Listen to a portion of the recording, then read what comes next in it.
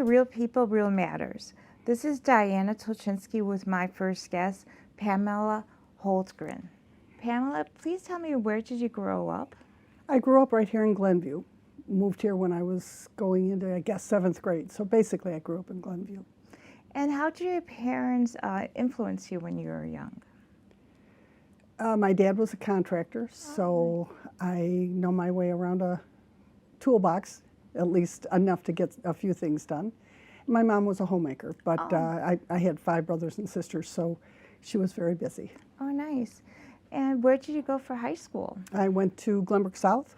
Oh, very nice. What was your major in university? I was an art major.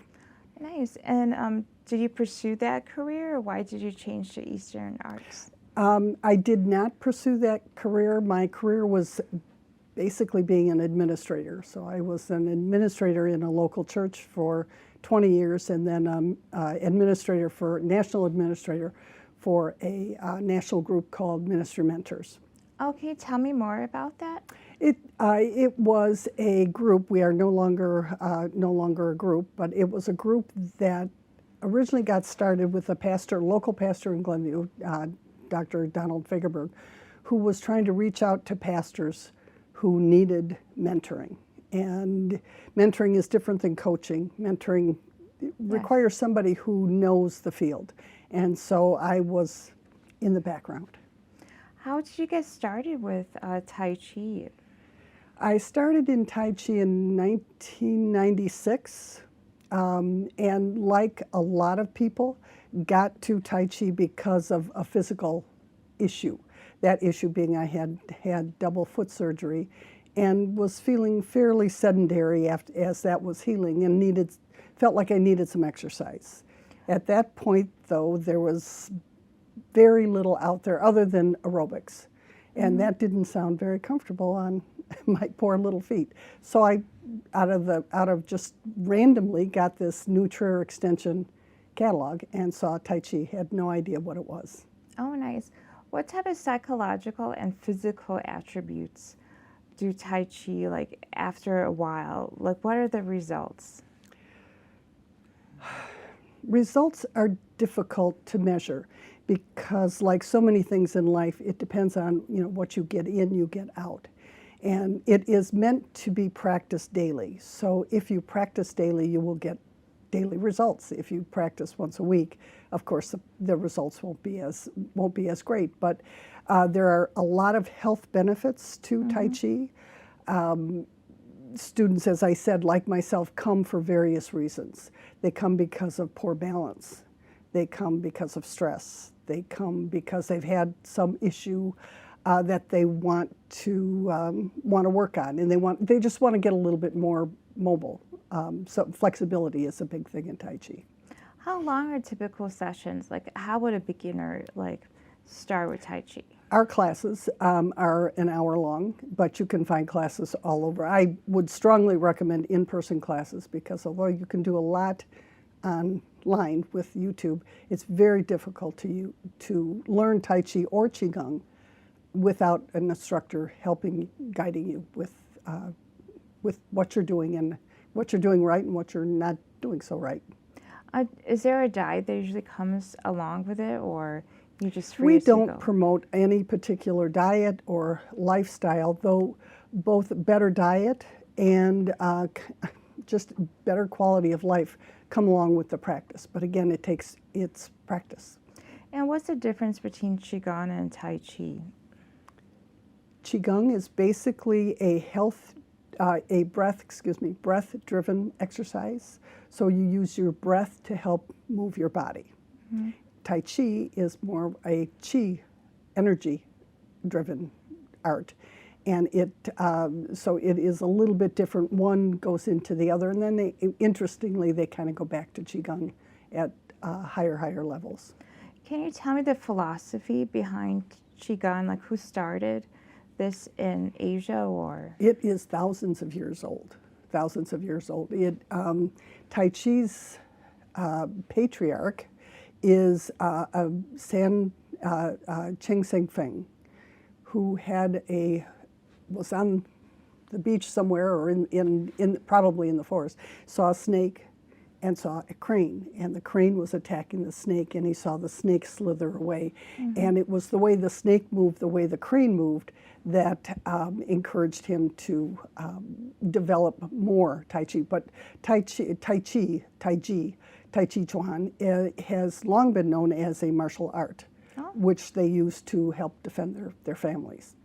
Is it from Buddhism or Taoism, or? It's a combination of 3 different philosophies, not religions, but 3 different philosophies: Taoism, Buddhism, and Confucianism.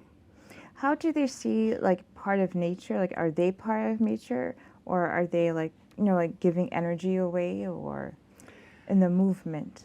The energy that we move is energy from the sky and from the earth and from within ourselves. We're seen as a microcosm. Each person is a microcosm of the greater universe.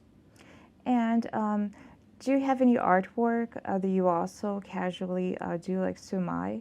Sumie? Yeah, I got interested in Sumie after I was interested in Chinese calligraphy, which is a beautiful and very difficult art. And so I got interested in that, and then that naturally flowed into Sumie painting. Oh, nice. How was the language different from Japanese and Chinese and Korean? Like, do you read up and down, or are the letters a little bit different? Their language is written in characters, which back in the late 1800s was transliteration was introduced, and giving those characters some Roman letters so that they could introduce the language to the Western world. It has later been updated, that transliteration, called pinyin, which is literally sounds. So, but the characters are complex. I think there's 30,000. Oh, wow. That is a lot. That would be a large keyboard. Yes. So the transliteration helps them. I really, it's amazing to watch them type in on a keyboard and come out with the Chinese characters. I'm in awe of that. Nice. Have you ever visited the East? I've been there 12 times, mostly to Taiwan, which is where our father's school is in outside of Taipei. So I've been there 8 or 9 times, but I've been to Malaysia a couple times, England, Singapore. So nice. I've gotten around a little bit. Can you tell me what is the Shen Association? Shenlong Tai Chi is based, as I said, in Taiwan. And so the whole organization is quite large, maybe 5,000-6,000 people. We have 3 schools in the U.S., one in Northfield, which is the one that I'm associated with, one in Kenosha, Wisconsin, which is where the head of the U.S. teaches, Sifu Kevin Grissom, and then one in St. Cloud, Florida. Oh, interesting. And so how did you end up teaching Tai Chi and Qigong? Well, back in 1996, as I said, Tai Chi was little, or at least not to me, little known. I saw it in the catalog, and I joined the class and kept going. And as Tai Chi became more popular, they needed more classes, and I was invited to teach. So that's how I got involved with that. How many classes do you teach at Nutria Extension? Right now, I teach 5. We have a total of 9 classes. There are 7 of us in our teaching team, so we cover, the 7 of us cover the 9 classes. I do 5. Oh, wow. And also, do you believe in acupuncture or acupressure? Yes, yes. I don't, obviously, I am not an acupuncturist, but there are a few exercises that we teach that help with acupressure, and that everybody likes them. They're very good for your immune system. And in fact, during the COVID shutdown, we had one of my students is a licensed acupuncturist, and she did probably, I don't know how long were we online, maybe 30 different acupressure videos, which we have posted on our website, and people still refer to them because they were so helpful. So With like Asian diets, do you ever like follow anything of Asian, like we have paleo in the Western. Do you ever like follow their diet plan?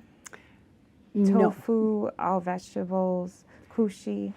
no, they, when I never eat so well as I eat when Oh, I'm yeah. over in, be it Taiwan or Malaysia or Singapore. We eat very well, and the diet is very well versed, but it's very healthy. A lot of vegetables, of course, but fish. Oh, nice. Always fish, little, and some chicken, some pork, but lots of vegetables. Very little dessert. So, Oh, nice. Yeah, Western diets can be yes, very yes, heavy. yeah. Can you tell me one of the success stories that you had experiencing like a senior that was helped by Tai Chi and Qigong? I can't really say. It's not. It's not something that all of a sudden someone says I'm cured. That's just not the way it works.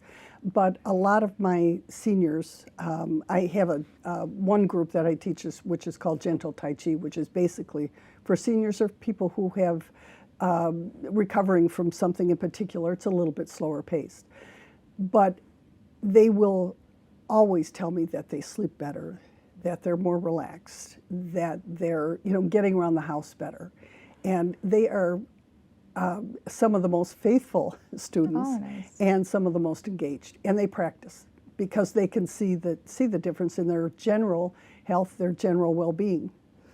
Is there a difference between like seeing like those YouTubes that I know like they have so many Tai Chi videos or going in person and forming like a social club? Well, it's not a social club because we do, we have an hour, so Yes, we take that hour to exercise. do Tai Chi, but we are all friends, and we do get together outside of, on occasion outside of the classroom. In the summer, we get together for open practice somewhere, and that's kind of fun. Or whatever, we have a holiday party in the winter, so we do get together, but it is not a social club. It is, however, just because we have a common interest, that relationship does grow, and never so realized that quite a bit during the pandemic when we were shut down and we were online for probably 18 months.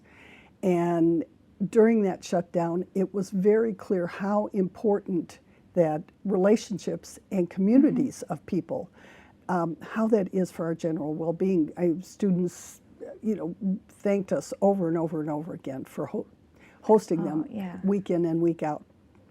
Do you believe in meditation also cures like problems and like helps with like the general being in seniors? We don't really stress meditation in Tai Chi. Meditation is an art in and of itself, and it takes great dedication and great skill to be able to complete. And I'm not talking guided meditation, because we will stand and we'll talk a little bit. That's not the kind of meditation I'm talking about. But real meditation where you empty your mind for a half hour that's not what we do. But when we try to get out of our thinking brain, and that in and of itself is a form of meditation. When you can let go of everything, all the stresses of the day, of the stresses of yesterday, the stresses of tomorrow. We try to stay present, which helps a lot in just your overall well-being. And also, do you believe in Reiki, how the energy flows through one person and another, or?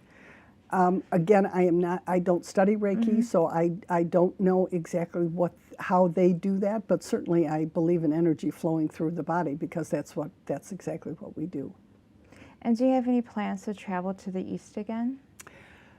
Not in the near, we weren't able to go in 2020, not 2021, and it's not looking good or 2021 we weren't able to go, or 2020, or this year. So it,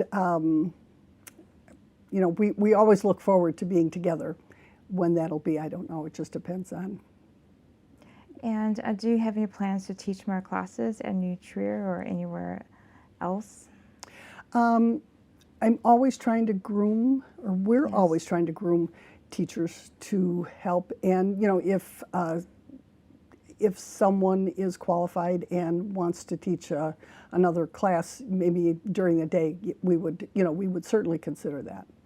After they've gotten through the system. And tell me more about your leadership in Xiangling Association. As far as leadership in guiding new teachers into the philosophy of Qigong and Tai Chi. How many hours does a student have to learn under you to be like an apprentice to a full-blown teacher? That's a good question. It again goes back to how much they practice. Mm-hmm. And if they're, you can tell immediately if someone is practicing or if someone is not. Yes. And the practice goes along with, with some studying and doing a little bit of reading, which is difficult in English because our system doesn't have a whole lot in English. There's a lot of English books out there, but they might not exactly relate to Shen Tai Chi. And basically, like, what is involved as an apprenticeship? Is it basically just reading, like, the movements? Tell me, like, a regular day for an apprentice. Well, they would. A person would start as an assistant, and then we would just mentor them. Going back to nice. my days with ministry mentors, we would mentor them and see where it goes.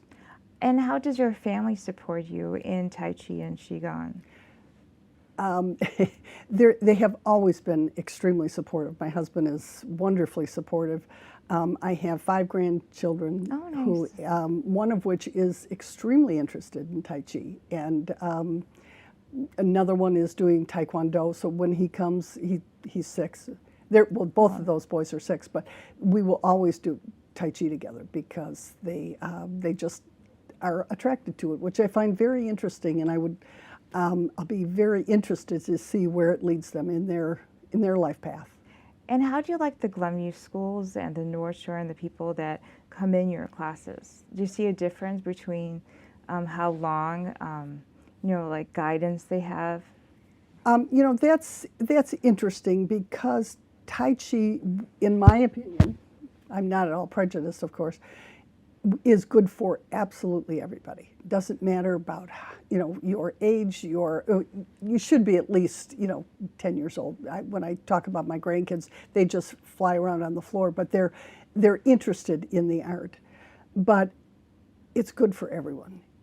I cannot think of a scenario where it would not be good for any adult, but it isn't made for any adult because it is difficult to leave your thinking brain, put your thinking brain aside for a while and just be there. And do you have any advice for high school kids trying to go into like teaching or like their passion art or being Taekwondo instructor? I certainly never expected to end up here. I'm very shy, innately shy. So for me to be up in front of a class for the first time was just a frightening experience. Oh, I must imagine that. Just a frightening experience. But just follow your life path. It will lead you somewhere where you don't expect, which is, that's exciting. That is exciting. Yes, it must be. Like, how do you encourage, like, even parents to go into Tai Chi or like their children? We're always talking of Tai Chi, and because it's seen as being a little bit quirky, people kind of humor us for a while, but then when they see that your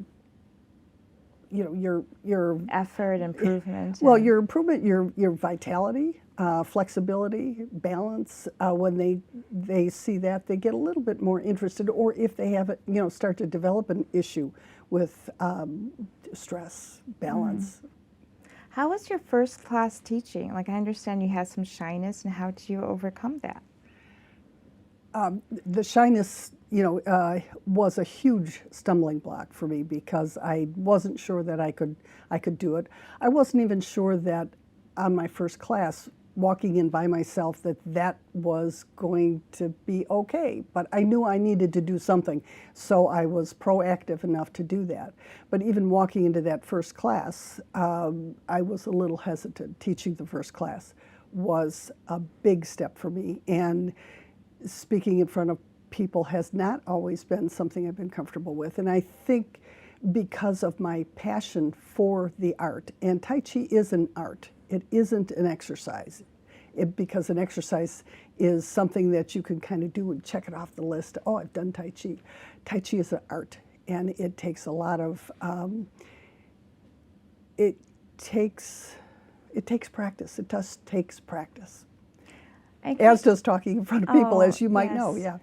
And can you tell me, like, who usually signs up for the classes? Like the stressed out person, the couch potato, or who, like, what is motivating about Tai Chi that people get up and? I had one guy, speaking of couch potatoes, who came because he wanted to get into sports. And he had been on the couch for years, and he wanted to get into sports. So he thought he would try Tai Chi just to get himself moving. That was 15 years ago. He is still a student and still practicing. Nice. Because it isn't an old lady sport. It really is healthy for everyone. And whatever, there are some very strenuous exercises that we do. We do some two-person practice that is very cardio. We don't couch it as that because what we're doing is trying to understand our partner. But it is extremely exhausting, but we don't do in the senior class. We gauge each class to the people that are in that class, and the more classes you take, the more understanding you have, and you would then go into that Dalu class or the Tuiso. Tuiso is two-person practice. Dalu is a moving exercise, which is, as I said, quite strenuous. Oh, nice. Very interesting. I'm so happy that he's here still. So. But generally, people who sign up are people who are stressed. Yes. People who are stressed and looking for just a way to calm down. And when you calm your breath, which is the first thing we do, is the first classes that you would be introduced to would be a Qigong class. And those Qigong classes are basically learning how to breathe deep, long, quiet, and thin, they call it. But by relaxing your breath, you relax your mind. By relaxing your breath, you relax your body. And that alone is such a help for people who are in stress. And if you can just do this, you can do this little exercise yourself. If you're driving along and somebody cuts you off and go, like this, you can feel all of your energy and your breath come way up into your chest. And you exhale and breathe deeply. That will calm you down. Oh, great. That will calm you down. So it's interesting how those little tricks, and students will say, I'm trying to ask students about their Tai Chi moment during the week, because people have them and they don't even know that they're having them. So I'm trying to bring their awareness to these times when they have used their Tai Chi and they didn't even know that they were using Tai Chi. And can you tell me, like, what's the philosophy of Chi? Is that our life source? Chi is there is no word in the English language that would mean Chi. Chi is basically defined as internal energy. And we all have it. Anything that's living has it. And what we do in Tai Chi is we try to align our bodies in a way to provide a better path for the Chi to flow. As the Chi flows better, the healthier you are.